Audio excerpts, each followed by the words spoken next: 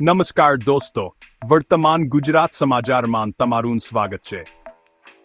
આજે આપણે રાજ્યભરમાં ચાલી રહેલા વરસાદી માહોલ અને તેનાથી સર્જાયેલી પરિસ્થિતિ પર ઊંડાણપૂર્વક નજર કરીશું. હવામાન વિભાગ દ્વારા ભારેથી અતિભારે વરસાદની આગાહી કરવામાં આવી છે. અને રાજ્યમાં એકસાથે 3 વરસાદી સિસ્ટમ સક્રિય થવાથી અનેક વિસ્તારોમાં જળબંબાકારની સ્થિતિ છે. નદીઓ અને ડેમોની સપાટી ભયજનક સ્તરે પહોંચી રહી છે, જેના કારણે તંત્ર દ્વારા હાઈ એલર્ટ જાહેર કરવામાં આવ્યું છે. આ સાથે આપણે કેટલાક મહત્વપૂર્ણ રાષ્ટ્રીય અને આંતરરાષ્ટ્રીય સમાચારો પર પણ ચર્ચા કરીશું, જેમાં બેન્કિંગ ક્ષેત્રના મોટા ફેરફારોથી લઈને રાજકીય ગતિવિધિઓનો સમાવેશ થાય છે. આજના આ વિડીયોમાં આપણે વિગતવાર જાણીશું કે કયા વિસ્તારોમાં સૌથી વધુ વરસાદ નોંધાયો છે, કયા ડેમો છલકાયા છે અને સામાન્ય જનજીવન પર તેની શું અસર પડી છે.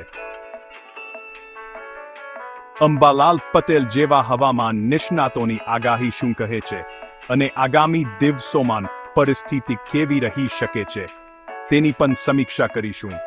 આ ઉપરાંત બેંક ઓફ બરોડાના ગ્રાહકો માટે સારા સમાચાર, આરડીઓની નવી ફેસલે સેવા અને રાજકીય ક્ષેત્રે થયેલી મોટી ઉથલપાથલ વિશે પણ માહિતી મેળવીશું. તો ચાલો દેશ, દુનિયા અને ગુજરાતના તાજા મોટા અને સૌથી મહત્વપૂર્ણ સમાચાર જાણીએ. આ વિડીયો તમારા માટે ખૂબ જ માહિતીપ્રદ રહેવાનો છે, તેથી અંત સુધી જોતા રહેજો. અમે દરેક સમાચારને ઊંડાણપૂર્વક કવર કરવાનો પ્રયાસ કર્યો છે, જેથી તમને સંપૂર્ણ અને સચોટ માહિતી મળી રહે. જો તમે અમારી ચેનલમાં નવા હોવ તો ગુજરાતના દરેક ખૂણાના સમાચાર સૌથી પહેલા મેળવવા માટે ચેનલને સબસ્ક્રાઇબ કરવાનું ભૂલશો નહીં. અને જો તમને અમારો આ પ્રયાસ પસંદ આવે તો વિડીયોને લાઇક જરૂર કરજો. તમારો સહયોગ જ અમને વધુ સારું કામ કરવાની પ્રેરણા આપે છે. આજે ગુજરાતમાં 3 વરસાદી સિસ્ટમ સક્રિય છે, જેના કારણે હવામાન વિભાગે ભારે વરસાદની આગાહી કરી છે. હવામાન નિષ્ણાત અંબાલાલ પટેલે આગાહી કરી છે કે અમદાવાદ, ગાંધીનગર, મધ્ય, દક્ષિણ ગુજરાત અને સૌરાષ્ટ્રમાં ભારે વરસાદ વરસી શકે છે. હાલ રાજ્યમાં 40.74% સરેરાશ વરસાદ નોંધાયો છે, જેમાં પલસાણા તાલુકામાં સૌથી વધુ વરસાદ નોંધાયો છે.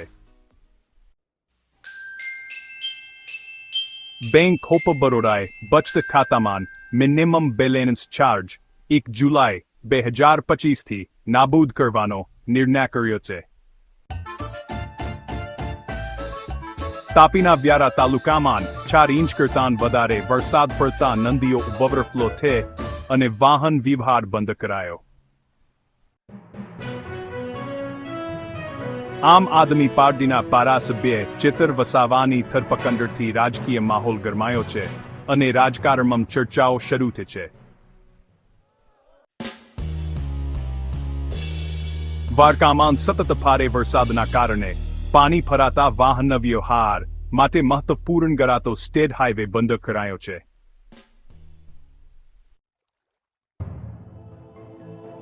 અમેરિકાએ યુક્રેનને હથિયાર આપવાની ના પાડી છે, જે વૈશ્વિક રાજકારણમાં એક મહત્વપૂર્ણ અને ચર્ચાસ્પદ નિર્ણય બન્યો છે.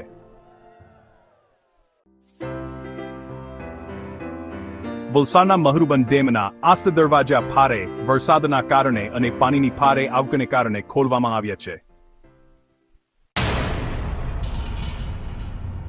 હવે આરટીઓ દ્વારા પેસલેસ લર્નિંગ લાયસન્સ સેવા શરૂ થશે, જેથી અરજદારો ભારે બેતા લાયસન્સ કાઢી શકશે. રાજ્યના 77 ડેમ છલકાયા છે અને 44 ડેમો 70% કરતાં વધારે ભરાયા છે, જેથી હાઈ એલર્ટ આપવામાં આવ્યું છે. વડોદરામાં ભારે વરસાદના કારણે વિશ્વામિત્રી નદીની સપાટી પર પોતે પહોંચી છે અને નીચાણવાળા વિસ્તારોમાં પાણી ભરાયું છે. કચ્છના અનેક તાલુકા અને ગામોમાં ભારે વરસાદ વરસ્યો છે, જેનાથી સ્થાનિક જનજીવન પર અસર પડી છે. તો દોસ્તો, આ હતા આજના ગુજરાત અને દેશ દુનિયાના કેટલાક મુખ્ય અને મહત્વપૂર્ણ સમાચારો. આપણે જોયું કે કેવી રીતે ગુજરાત પરમાં મેઘરાજા મહેરબાન થયા છે, પરંતુ સાથે સાથે કેટલીક જગ્યાએ આફત પણ સર્જાઈ છે. ડેમોનું ભરાવવું ખેડૂતો અને પીવાના પાણી માટે સારા સમાચાર છે, પરંતુ શહેરોમાં પાણી ભરાવાથી સામાન્ય નાગરિકોને મુશ્કેલીઓનો સામનો કરવો પડી રહ્યો છે. તંત્ર દ્વારા રાહત અને બચાવ કામગીરી ચાલી રહી છે, અને અમે આશા રાખીએ છીએ કે પરિસ્થિતિ જલ્દી સામાન્ય બને. આ ઉપરાંત બેન્કિંગ અને સરકારી સેવાઓમાં થયેલા ફેરફારો પણ સામાન્ય માણસના જીવન પર સીધી અસર કરશે. અમે આશા રાખીએ છીએ કે તમને આજનો આ વિડીયો માહિતીપ્રદ લાગ્યો હશે. અમારો પ્રયાસ હંમેશા એ જ રહે છે કે તમારા સુધી દરેક સમાચાર તટસ્થને ઊંડાણપૂર્વક પહોંચાડીએ. તમારી પાસેથી અમને એ જાણવું છે કે તમારા વિસ્તારમાં વરસાદની શું પરિસ્થિતિ છે.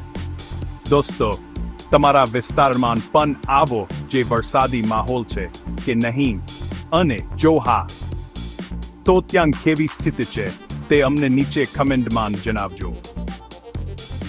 તમારા પ્રતિભાવો અમારા માટે ખૂબ જ મહત્વપૂર્ણ છે, અને તે અમને અને દર્શકો સુધી વધુ સારી માહિતી પહોંચાડવામાં મદદ કરે છે.